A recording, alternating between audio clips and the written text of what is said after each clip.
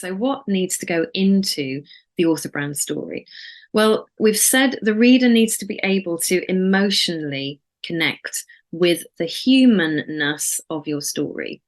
And I see this way too often, all the time, authors trying to hide behind their books. And they're endlessly talking, on social media, in their marketing and newsletters, they're talking about what the book is about, how they've written the book.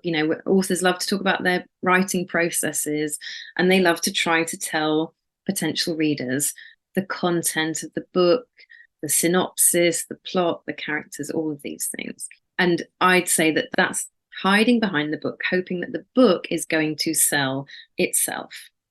Well, here we are to tell you that that's not going to happen as an unknown author who perhaps doesn't yet know your audience. Perhaps you don't yet know who the ideal reader is that you're targeting, that you want to sell your book to. So we want to concentrate on the why behind the book. So the why is the unique driver behind why you have written the book you have, why you have chosen the genre you have. You don't need to create a story that is going to impact the whole world. It does not need to be massively newsline, headline grabbing. Great if you can turn it into something that creates a compelling headline, but your story only needs to resonate with your ideal reader. Your readers want to be able to connect with, or the people buying the books, because I often get the question about children's books. We want something, if it's parents buying the books, something that they are going to resonate with in terms of you as the author and bringing these books here and now. So telling your story is not about forcing yourself to share your personal thoughts and your private experiences, which you may be sitting thinking that.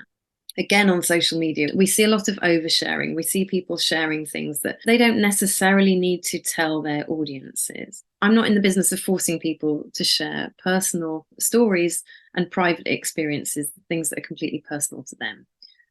The good news is you get to create and curate your story. And this is the key point, that if you take away anything today, take away this. The story demonstrates your values. So the things that are important to you. If we go back to the stream of consciousness that we just talked about, where you're writing out your story, your passions, motivations, the drivers that brought you to this point of writing what you're writing. In that story, we're then looking for the themes, the values, what's important to you. So, for example, freedom is a value, education is a value, love is a value. All of these things that often are very much universal, that humans can connect with. And what we're trying to do is find the examples from your life and from your unique story to illustrate those values. You are in control of sharing those. You're always in control of deciding what goes in and what stays out. So once we have our author brand story, and we might have got as far as creating a draft, we've got a stream of consciousness. We want to start thinking about what are the practical uses of the author brand story. How is this actually going to help us with communications, with PR, publicity, marketing? So I've done a little list for you of the ways in which you can use your author brand story. Your website copy. Now, many of my authors, straight away, they'll put their author brand story onto their About Me page on their website. And if you speak to website experts, they'll often say that the About Me page is often the most visited page on people's sites, and visitors will actually stop and read that perhaps more than they'll read other sections. So your author About Me, people land on that and they immediately get a sense of who you are as an author and what it is that's driven you to write these books and how you want to present these books to the world. In your own blog posts, you can use your author brand story to inform blog posts, whether that's contributing to others or writing your own. Same goes for social media posts. So social media posts, I know many authors struggle with writing content, but once you know what it is essentially you want to say and the messages you want to share with a potential reader, it becomes much easier to then create content from that. It gives you that confidence to know what to say, and then you can go away and find loads of different ways of saying it. Podcasts, whether you're going to be interviewed or whether you're going to interview someone else. Traditional media, we've got newspapers, magazines, radio, TV. These are all the traditional ways of getting into the media, of proactively generating publicity and PR coverage. We've got in-person, and in-person could mean just talking directly to your reader. I don't know how many authors have said to me when they've been asked in person by a potential reader, what is the book? What's exciting about this book? And they've really struggled to articulate that once they're put on the spot. Well, your author brand story is also going to help you and give you that confidence to be able to articulate what the book is and why that reader should care about it. We've got book festivals and writers' events, so anywhere that you might make an appearance or be asked to speak about yourself as an author. And we've got talks and readings, whether it's a book launch in your local bookshop. All of these are ways that you can bring your author brand story into real life usage. So I want to give you a little bit more on, in terms of promoting yourself. So we've kind of done a whistle-stop tour of some of the ways that you can use your author brand story and ways you can promote yourself. So I know for some people who maybe have never thought about PR and publicity before, again, it can feel like an overwhelming thing to be faced with. But just a couple of tips for starting off with certain strategies that you can look for opportunities. So we've mentioned their podcasts, but podcasts are something that you can go out there and look proactively for interview opportunities.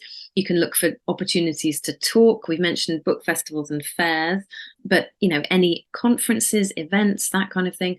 Media interview opportunities. So we've got radio, TV, magazines, newspapers. Obviously that extends to blogs, websites. But the key is thinking about where your ideal or potential reader is hanging out. And that's a kind of whole other topic really on working out who your ideal reader is. And that is going to be a process often as well. But thinking about who you want to reach with your books and where those people are, how are you going to reach them? How are you going to find them? Reviews obviously is a big one.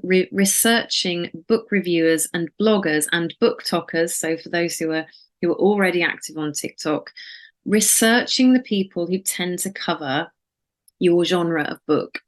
And this is just a best practice note to take away.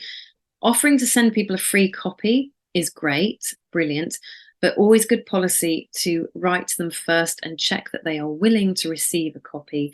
Don't just send copies out that you may never see again. They may end up under people's desks, and not sending something out that's uninvited, but checking first and research on the right people to get in touch with.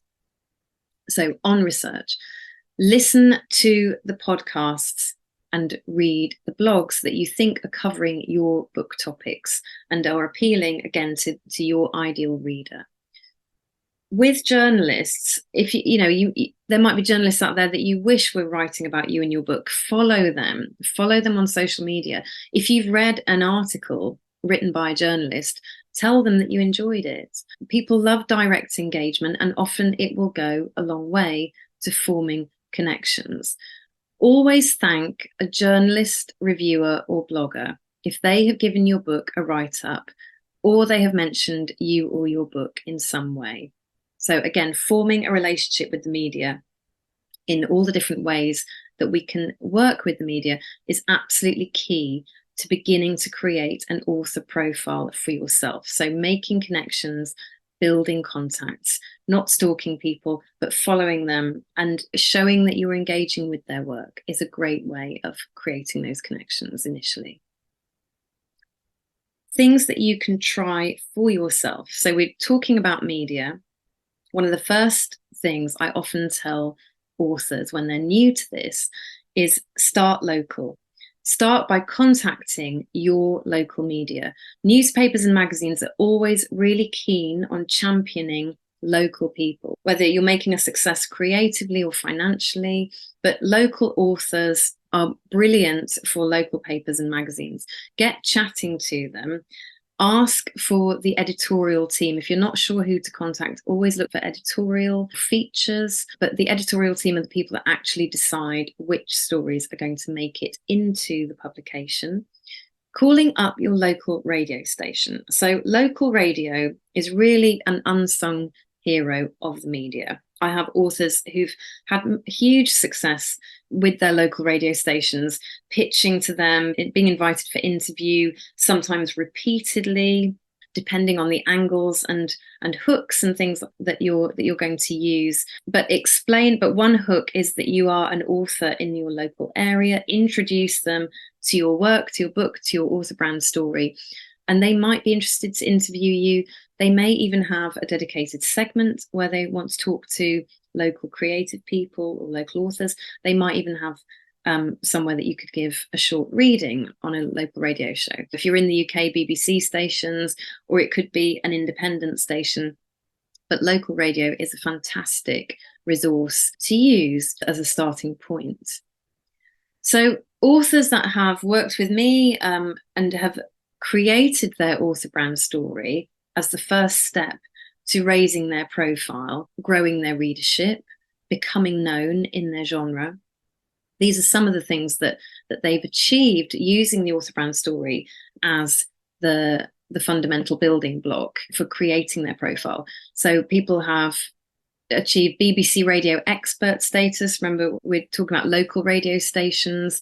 One of my authors in particular has now become a guest expert who regularly comes on the radio to discuss her book and her work around her book. We've had authors that have done in-store book launches hosted by the chain, so with Waterstones and independent stores. I've had authors who've had numbers of magazine interview features, who have even become an editor of Writing Magazine, have become keynote speakers at conferences. So again, a fantastic profile raiser to become a speaker. Have been nominated to have their book optioned for film and TV scripts, have launched related businesses to their work as an author, and have entered and won writing awards.